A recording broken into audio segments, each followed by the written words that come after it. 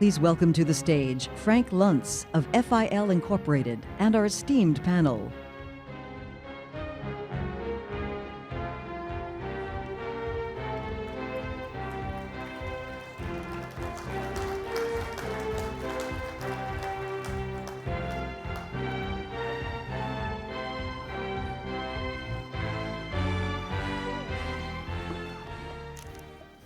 I enjoyed that music. I don't want it to stop. Okay.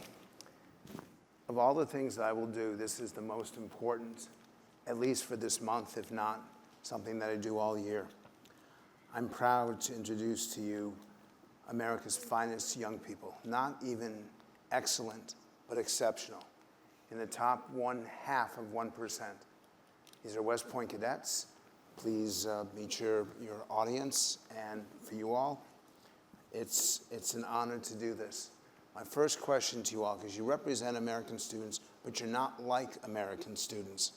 Why is it that we seem so angry and so polarized and so political at the very moment that you all serve with character and distinction? You don't have the same issues that are happening at other universities. What makes West Point different? Any of you? So I think it's important to note that life in America is really, really good right now. It's the best that it's ever been. And I think that Americans have largely forgotten that. I like to think that Americans suffer from affluenza just because we have it so good, that they kind of find the smaller issues to squabble on, and that we're divided over things that don't necessarily matter. At West Point, it's unique because from the very start of cadet basic training, you're going through hardships with your peers. So those bonds are formed. And you realize that you have a higher goal. You swear an oath to the Constitution, and once you commission, you have to be prepared to go to war if need be. There's literally no room or time to squabble. Anyone else? Yeah, I'll add that we are like most American students, I would argue. Most American students are passionate, they're driven, they're looking to make a change in the world, and West Point has just been lucky to channel that in the right direction. Unfortunately, the democratization of AI and XR, VR, AR, the intersection between technology and ideology has channeled that for a lot of students in our generation in sometimes different directions. But when you're stuck with your buddies in basic training or in the field, you form closer bonds than you could anywhere else, and it throws everything else to the side. Yeah. Dr. Luntz, I would add to that we're seeing from our peers at civilian universities this passion for things they're reading and seeing online.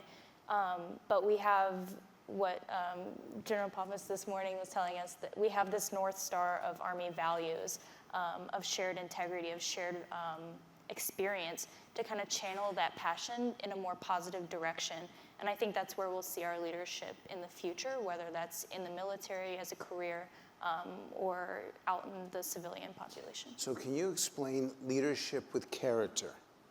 Because at other universities, they do talk about service, but not the way that West Point does. What does leadership with character actually mean from a West Point perspective? Sir, I think leadership with character is very simple. It relates to what our motto is as an institution, which is duty, honor, country. If you can relate everything...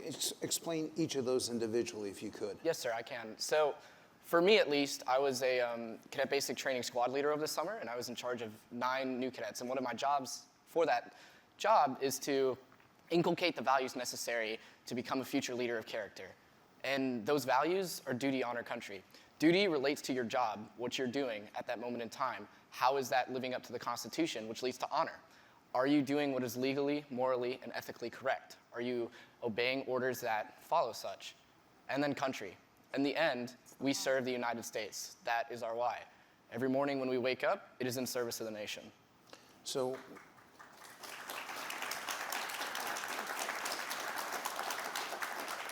and we've only just scratched the surface. Why is it that this is who you are, but it doesn't feel like this is who America is right now? Dr. Luntz, I'll start. I've heard that the value of an institution is its ability to change your morals, your character, your intentions. None of us started this way, but through the 47th month experience at the academy, The Academy inculcates these values that Bennett here was just talking about. And it's through these experiences, these shared hardships, and these aspirations that we all have that we come out with the duties of selfless service, with the intention to serve the nation, and specifically the United States Army. Can I add a more specific touch to what you've said? So every day we wake up and we have so many choices we can make. And a lot of these choices, from closing your door so you won't be inspected so you can take a nap, Do you really want to acknowledge that in public? Yeah, I do, because that's what it is. When you make those hard choices repeatedly every day, that's how you build that character. And it just gives like a more human and realistic touch to what the inculcation means. So I'm going to ask you guys, I'm going to start with you. A cadet cannot lie, cheat, or steal, and here's the important part, will not tolerate anyone who does. I don't hear that at other universities. I don't hear that from your generation. Why?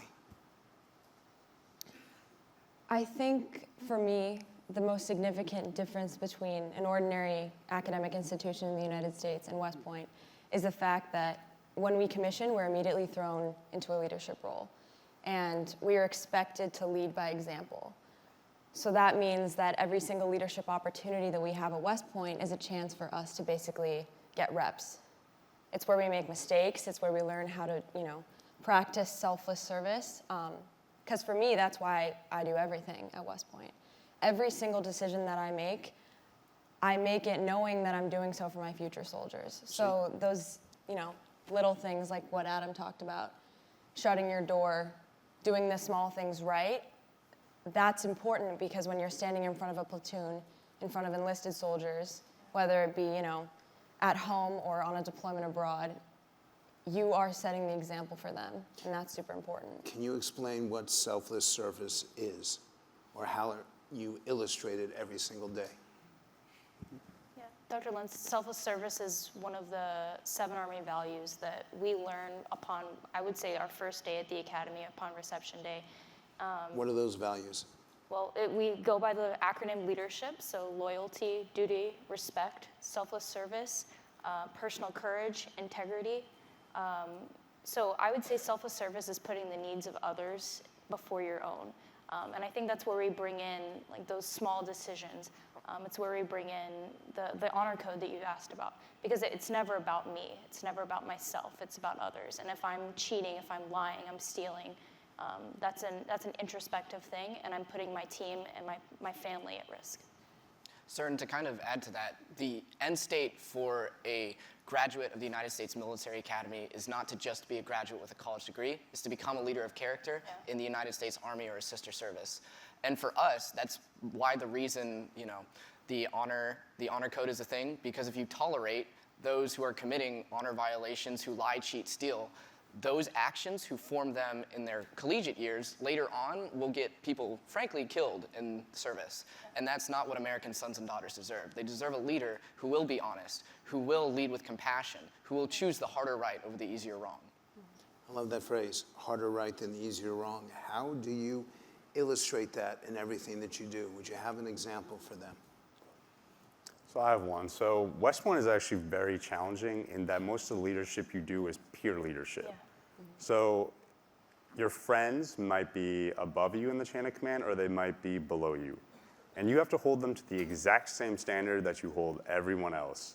And that can be very difficult on your personal relationships with those that you're close with, right? We do a SAMI. It's a big inspection, the start of every year. And if your friend's room isn't up to scratch and you have to fail them and you have to walk hours, in the back of your mind you're thinking, geez, are these guys still going to be friends with me? Yeah. But you still have to do it because it's the right thing to do. And you would want them to hold you to the same standard. Exactly. Can you imagine this at any other university other than Navy and Air Force? One more about these values. Did you come to West Point with them, or did West Point develop them in you? Anybody? Sir, I think these values have always been inside us. America has a set of core values that we all kind of agree with in some way, shape, or form or another. The Academy doesn't force these values in you. It's a leader development model. You already have the skills necessary. You just have to bring it out through instances of maybe I break the rules here, I get punished, or I do a leadership detail and I learn about myself, who I am, what I do as a person, and how that affects others. It is not something that I believe is necessarily taught in you or forced in you. It's something that is brought out through their development model. Then why is it that it doesn't feel like the people who lead you in politics or maybe in business, there's something that you have that I don't see represented. Now, they can't talk politics. It's against the rules. They cannot be partisan. It's against the rules. But they can evaluate where America is right now. What can America learn from you all that might help all of us get along with each other and show respect to each other, and most importantly, treat each other civilly? Yes? I think that something most Americans lack, at least in our generation, is just an appreciation of everything that the United States stands for and represents overseas and abroad. Both my parents are immigrants, and I always grew up with such a strong sense of patriotism in my household. My dad always told me, like, this is the greatest country in the world, and you are so lucky to live here. And we are so lucky to have had the opportunity to move here. And that just doesn't exist with most college students nowadays. I think most of them are pretty disenfranchised with the state of the nation, how polarized our government has become. But the reality is the United States represents something great. Wearing this uniform means freedom and it means democracy to everyone else in the world. And I just think fundamentally most Americans don't understand that. So you've got the world watching. What do you want the world to know? Well, I want the world to know that it starts on the smallest scale. I think when I approach somebody, I always see the best in them, and I think they're coming from a place of caring. And I'll bring a personal example. Today, Sumer corrected my uniform. It was all jacked up. But I didn't get offended. I didn't get off on the wrong foot, because I know he's coming from a place of care, a place within his heart. I think if we all remember that when we deal with people, we'd be more willing to listen and more willing to focus on a common mission. What do you want the world to know other than his uniform was all jacked up? I think that I always like to think about the greatest generation. You know, they had the Great Depression, and then they went through, you know, the greatest conflict I think that the world has ever seen. And if those men and women were able to unite almost 100 years ago, like, why can't we? How would you answer that? Dr. Luntz, I think the world needs to know that this division that we're feeling is just that, it's a feeling, that it's recoverable. We can be great, we can work together, we can understand each other. Positivity is out there, and I think we're on the brink of something better. Each of you looks me straight in the eye. Each of you calls me sir, even though I tell you not to. Each of you refers to me by my title. How do we get people to treat each other with that level of respect? And I haven't earned it. And you have no idea how hard this is, because I'm asking them questions and I feel so intimidated because of the character and the service and the sacrifices you represent right now and that I know you're going to give in the future. What do we say to the rest of the world about this? Dr. Luntz, I'll start with that. In the 90s, Putnam writes this book, Bowling Alone, in which he describes the state of America as changing radically due to our lack of interaction with each other on a personal and actually physical basis. So my freshman year squad mates were from Qatar, Mexico, inner city Baltimore. And I want you to imagine the person that you might most disagree with or that you might have the most differences with on a personal level. And imagine that you're stuck in a foxhole with them for 48 hours. If you don't kill each other, you are going to come out closer than everyone else in the world. And frankly, if America and the world were to realize that we have more in common with each other than we have apart, then we can come to solutions on a truth-seeking basis and not necessarily a combative basis. Do you feel that you're... Go ahead. Go. I feel this way about every answer. And we're going to start to get towards the end, this is a global audience.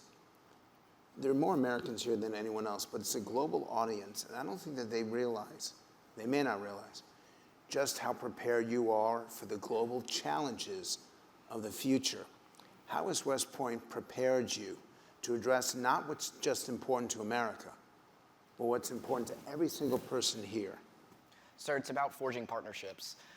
West Point has a unique program where they take students from different military academies across the world, and they put them here for 4 years. One of my best friends is a Polish cadet from Poland. And thank God. I was, please don't say the Czech Republic.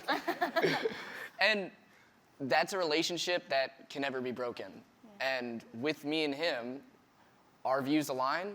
Even if they don't, we understand each other and we can agree on some common ground. And that partnership is what will set both of our governments up for success for future, whether it be either in government or without. Being leaders of character, understanding those values as like duty, honor, country, caring, as we've kind of all talked about, getting those things together, I think is what we can see in addressing future global challenges. So I don't want to put you on the spot, and I'll get emotional saying this, but I've known you for 1.5 years, and the growth, damn it, and the growth that I've seen in you is so damn impressive.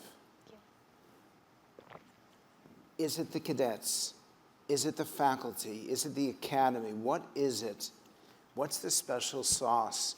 Because it's in you, it's about you, and I want them to understand it. Yes, sir. The answer is yes. Quite frankly, yeah, like you said, I've been through some hardship. I think most of us come from being big fish in small ponds in our high schools or our years of college that we did before this. You come to the academy, you're humbled immediately. The first day, you have somebody yelling in your face. You know, you cannot and will not get anything right the first day. And for me, that was extremely humbling. I was knocked down off this pedestal of, you know, a high GPA, National Honor Society. None of that mattered because they were also all the presidents of their National Honor Societies. So that was the initial thing, was humility. And then it comes to that shared hardship that Knox talked about. Not one of us is going to be good at everything, but everybody's good at something, one thing, whether it's calculus, whether it's our poli-sci class, and there's an abundance of, let me help you with this homework because I know you're gonna help me on this calculus homework. Tell me about perseverance and resilience, because I know that that's a core also that we may not see nationally, but we absolutely see at West Point. I think specifically the academy will not let you fail. It's not designed to ruin us. If we are struggling in something, the resources are abundant to pick us back up, but more so the people and the faculty are there to pick us back up. Like you said, in the last 1.5 years, I would not be here succeeding if it wasn't for Sumer Deol, and it wasn't for Will Greenway, and it wasn't for my peers that I get to work and share in what we enjoy studying together every day. Last question, sacrifice. You may be called upon to give the ultimate sacrifice. Don't give me platitudes. What does that mean to you? I think it means a responsibility not just to the United States, but to the world. I genuinely mean, and people should understand this, that West Point does not hide the failures of our country or our shortcomings. It studies them, and it asks, what would you do in that situation? And if you are not doing everything to prepare for that, personally and technically, then you not ought lead soldiers. And we hold ourselves to that standard, so when you're placed in that position, your character is prepared to do the right thing. What is it, the ultimate sacrifice? You made a commitment to it. You signed a document to it. What does it mean to you? Sir, it means giving your life for your soldiers and for the nation. I think when we talk about our duty, that is what it relates to. If one day I am called to go into the ground crucible of ground combat, I think that one day, if I'm given the sacrifice, it was for my duty, because I lived up to my honor in my country. And for a more global audience, it's living up to those values and protecting one another through our shared common values. How do you answer that question? What is the ultimate sacrifice to you? I mean, honestly, it reminds me of a C.S. Lewis quote that I repeat to myself very often, which is, "It is not your business to succeed, but to do right. When you have done so, the rest lies with God." And to me, that is how I live my life, and that is the ultimate sacrifice, is to do right. I don't know how to, I'm going to give you the last word. I don't know how you're going to beat that. Look, so like Annelise, my parents are immigrants to this country, and I can't stress the gratitude I have for America. My family owe this nation everything, and my service now at West Point and after in the Army is just one way that I hope to pay this nation back. This is not just the best of America. This is the best of the globe. Please show them your respect and your appreciation.